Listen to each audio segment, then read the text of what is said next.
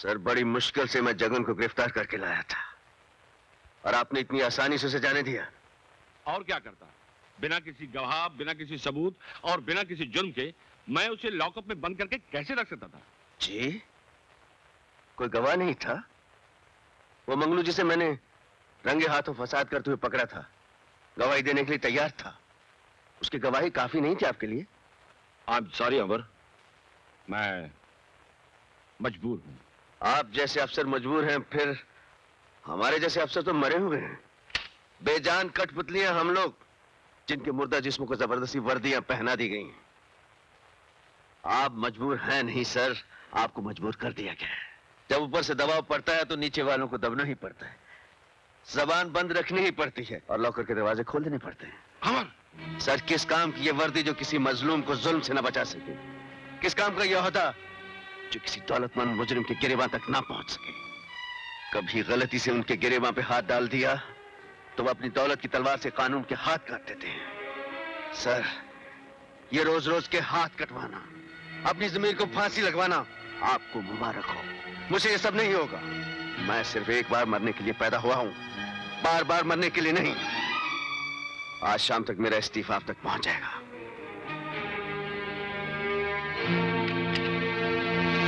चलिए जगन भाई, आपका काम तो हो गया। आप पुलिस स्टेशन गए भी, बाहर भी आ गए, लेकिन हमने आपको लॉकअप के अंदर की हवा तक नहीं सूंघने दी। अब जरा मेरी जेब के पोलिंग बूथ में आपका वोट पड़ जाए तो जिंदगी की इलेक्शन का मजा आ जाए। थैंक यू, शुक्रिया, धन्यवाद। जगन भाई, आप इतने खामोश क्यों हैं? चंपकलाल जी, मैं शायद पिछले जन्म में सांप था। सांप जिस तरह अपने दुम पर पैर रखने वाले को डस न ले, उससे चैन नहीं आता है, उसी तरह मैं जब तक अपने दुश्मन को तड़पा तड़पा कर घिनौनी मौत न मारूं, मेरे मन में बदले का जहर उबलता रहता है। मैं उस हरामजादे अमर को जिंदा नहीं छोड़ूंगा। शांति शांति, भूल कर भी जल्दबाजी में कदम मत उठाना जगन भाई। मैं बड़ी मुश्किल से ऊपर वालों को मना कराया हूं। नहीं चंपकलाल जी, उसने भरी महफिल में मेरी बेइज्जती की और बेइज्जती पर तो मैंने अपने सगे बाप को मार डाला था। वो साला की देगची का मसाला है। शांति शांति, जगन बाबू, थोड़ी देर के लिए अपने दिमाग के जहर को ठंडा रखिए प्लीज। जब लोग इस केस को भूल जाएं, आप डटकर बदला लीजिए, मैं हूं।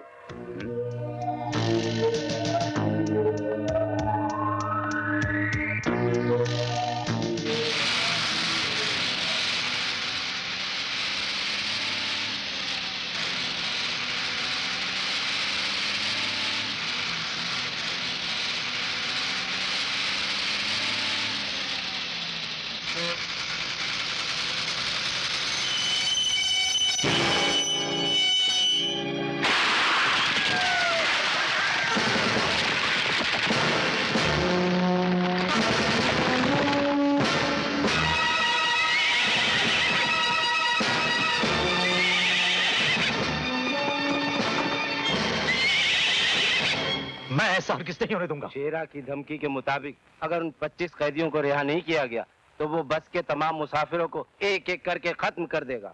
अगर हमने उन कैदियों को आजाद कर दिया तो वो खतरनाक मुजरिम न जाने कितने मासूमों के खून से जमीन को रंग देंगे। हमें उनसे मिलने क्यों नहीं देते? प्लीज हमें जाने दीजिए। हमें जाने दीजिए। सुनिए, मैं आप लोगों के जज्बात को समझता हूं और ये भी जानता हूं कि ऐसे मौके पर आप तो क्या, दुनिया का कोई इंसान खामोश नहीं बैठ सकता। लेकिन आपने उन डाकुओं को पकड़ने के लिए अभी तक किया क्या है? आप लोगों के रिश्तेदारों को बचाने के लिए हम कोई कसर बाकी नहीं छोड़ेंगे। लेकिन हम आपकी झूठी तसल्लियों से चुप बैठने वाले नहीं हैं। चिल्लाने और शोर मचाने से कुछ नहीं होगा। मेरी आप सबसे दरख्वास्त है कि आप सब मिलकर हमारा साथ दीजिए। मैं वादा करता हूं कि बहुत जल्द बस के मुसाफिरों को सही सलामत अपने अपने घर पहुंचा दिया जाएगा।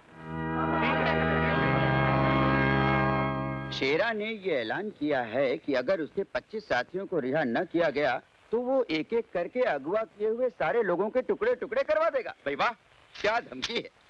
सरकार को हिलाने का काम जो बड़े बड़े अपोजिशन लीडर नहीं कर सके, शेरा ने कर दिखाया। ये प्लान अकेले शेरा का नहीं था, इस नाचीज का भी था। ओह, दिमाग की ताकत हमारी थी, बाजू की ताकत शेरा की थी। जी हाँ जी वो तो है। हुजूर की अक्ल के कदमों पर तो बड़े बड़े पहाड़ तक सर झुकाते हैं। अब देखिएगा ये सरकार कागज की कश्ती की तरह कैसे डगमगा जाती है। यहाँ एक बच्चा या औरत मारी गई और वहां सरकार ने घबरा कर फौरन उन 25 कैदियों को छोड़ दिया। पर जगन से आप उन 25 कैदियों का करेंगे क्या? हंगामे, दंगे, फसाद, उन कैदियों को देश के कोने कोने में भेजेंगे, फिर धर्म के नाम पर, मजहब के नाम पर, सियासत के नाम पर इतने हंगामे कराएंगे कि ये सरकार हिल कर रह जाएगी। जगन से आप इतने बड़े हंगामे तो मत करवाइए, कहीं ऐसा ना हो कि बलवे की आग हमारे दामन तक पहुंच जाए। आग हमारे दामन तक न पहुंचे इसीलिए तो आपको रखा है। हम आग लगाते जाएंगे, आप बुझाते जाइएगा। हाँ?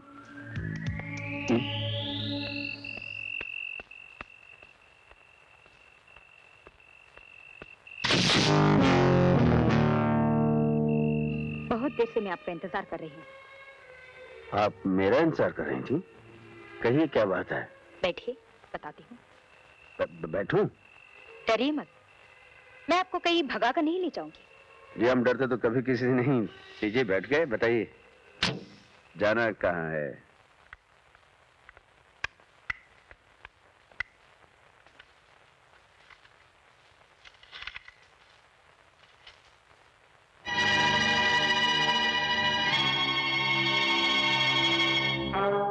दयाल साहब। अमर, तुमने इस इलाके से डाकू शेरा के कदम उखाड़कर अपनी बहादुरी का सबूत दिया है। सर डाकू शेरा के कदम पूरी तरह उखड़े नहीं, क्योंकि शेरा सिर्फ डाकू ही नहीं, बहुत बड़ा टेररिस्ट भी है। और आप अच्छी तरह जानते हैं कि हर टेररिस्ट के पीछे किसी न किसी बड़े आदमी का हाथ जरूर होता है। और सबसे पहले मुझे उस आदमी के हाथ काटने हैं। तुम्हें किसी पर शक है? शक तो है सर, लेकिन सबूत नहीं मिल रहा। कौन है वो? जगन सेठ। जगन सेठ बहुत बड़ा दौलतमंद है ना, इसलिए उसने दौलत की चादर के नीचे अपने गुनाहों को दफन कर रखा है। मुझे उम्मीद है कि एक ना एक दिन तुम उसके खिलाफ सबूत जरूर ढूंढ निकालोगे। I need your good wishes sir. All the best. Thank you sir. उसे कुचल के रख दो।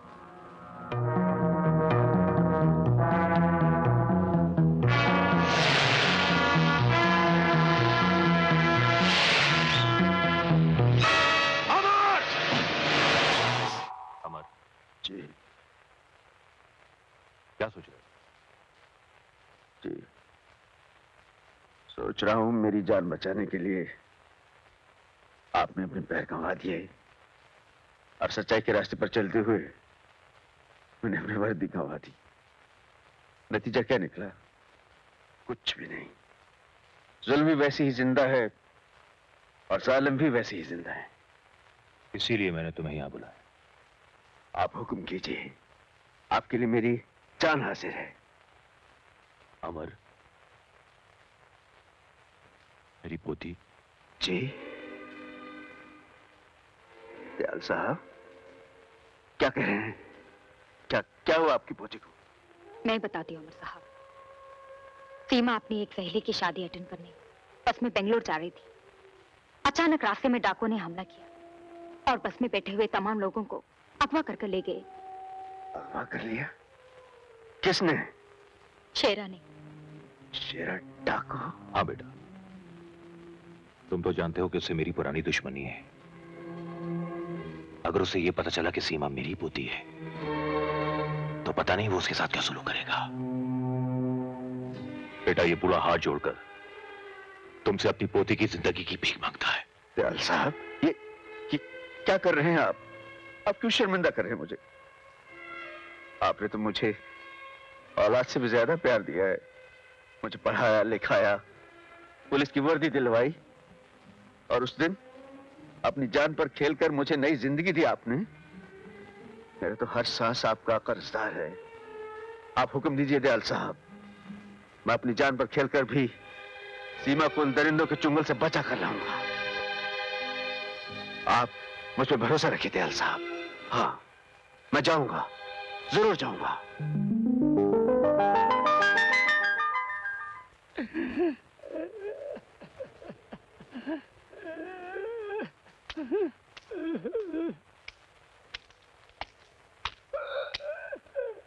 क्या हुआ बाबा? बच्चों की याद आ गई है बेटी। न जाने वो लोग किस हाल में होंगे। मेरे सिवा इस दुनिया में उनका कोई भी नहीं है। कोई भी नहीं है, कोई भी नहीं है। धीरज रखो बाबा, सब ठीक हो जाएगा। और भी मेरे दादा दयाल तो पुलिस कमिश्नर रह चुके हैं। उनकी इस डाकू शेरा से बहुत पुरानी दुश्मनी है। जब उन्हें मालूम पड़ेगा इस डाकू ने उनकी पोती को उठा लिया है तो हमें बचाने के लिए जरूर कुछ ना कुछ करेंगे। सच बेटी? हाँ बाबा, लेकिन मैं उनकी पोती हूँ, इस बात का किसी को पता ना चले। आदाब अर्ज। जीते रहो बेटा। कैसे आना हुआ? खैरियत तो है?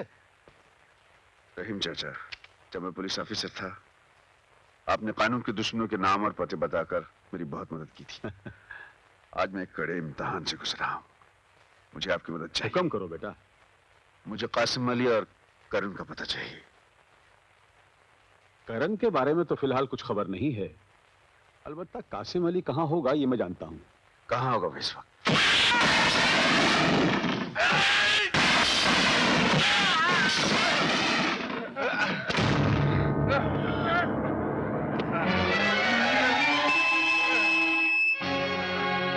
क्यों बे मुंगी लाल लल्लू चंद बेईमान चंद फकीर लाल, मेरा नाम कासिम अली बरकत अली शमशेर बहादुर नवाब तोपची है। जब मैं मिलिट्री में था तो इन हाथों से इतनी गोलियां चला चुका हूं कि बंदूक से निकली हुई गोली अगर मेरे हाथों की पकड़ में आ जाए तो अंदर ही फड़फड़ा कर दम तोड़ देगी, साले बाहर नहीं निकलेगी। इसीलिए कहता हूं कि दोबारा कभी भी कासिम अली बरकत अली के साथ चीटिंग करने की कोशिश मत करना, ना ही आस्तीन से पत्ते निकालने की कोशिश करना, वरना जब तू घर लौट कर जाएगा बेटा तो ना तेरे पास हाथ रहेगा और ना ही आस्तीन। समझ गया? समझ गया। अब निकल ले लल्लू, पतली गली से खंबा बचा के फट। साला। चल बे चपड़ गंजू, चल। एक 300 की चाल मेरी, एक 300 मेरी भी। चाल का माल तो डाल बाप।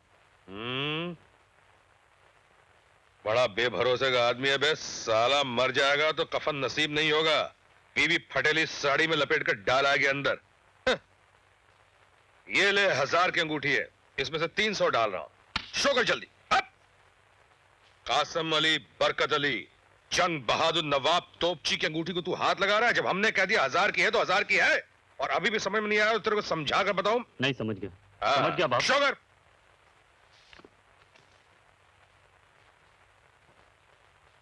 गुलाम बेगम बादशाह। बहुत मारूंगा साले अगर हाथ लगाया तो। देखने दे पहले भूतनी के गुलाम बेगम बादशाह। गुलाम बेगम बादशाह की औलाद क्या है भैया? इक्का बादशाह बेगम। हो गया मुंह काला? साला कासिम भाई की अंगूठी को हाथ लगा रही था। अच्छा कासिम अली बरकत अली जंग बहादुर नवाब तोपची, चलता है इधर से। खुदा हाफिज। चल बेटा हसन, अब तुझे तेरे अब्बू से कोई शिकायत नहीं रहेगी। बाप बेटा मिलकर जम के मौज मनाएंगे। कासिम भाई! भाई! अबे कौन है बे? कासिम! कासिम भाई! अबे ओए सांस क्यों फूल रही है? कासिम से भाई तक पहुंचने में 10 मिनट का टाइम क्यों लगा रही है? जल्दी बोल, बात क्या है? अच्छा कासिम भाई, आप मुझे यहाँ मिल गए। मैं आपको घर से ढूंढता क्या आया हूँ। क्यों बे, मारना चाहता है क्या? खैरियत? खैरियत ही तो नहीं है भाई। आप तो जानते हैं जब भी मुझे पैसों की जरूरत पड़ती है मैं आपके पास चला आता। अबे ओए, कुछ मांगने आया है क्या? बोल बात क्या है? हाँ। आज मुझे इनकार मत करना, मुझे बहुत जरूरत है कासिम भाई। अबे ओ उल्लू के पट्टे, परसों जो तेरे को पैसे दिए उसका क्या हुआ? कासिम भाई, वो बेटे की दवा पे खर्च हो गए थे। कासिम भाई, आज मेरे बेटे की तबीयत बहुत खराब हो गई है और डॉक्टर बोलता है उसका ऑपरेशन करना पड़ेगा। मैं मदद के लिए सबके पास गया, मुझे कहीं से पैसा नहीं मिला कासिम भाई। ले देकर तुम्हें मेरे एक सहारा हो। मेरे बच्चे को बचा लो कासिम भाई, मेरे बच्चे को बचा लो, नहीं तो वो मर जाएगा। खुदा के लिए मेरे बच्चे को बचा लो कासिम भाई, खुदा के लिए मेरे बच्चों को बचा लो, मेरे बच्चों को बचा लो कासिम भाई, मेरे बच्चों को।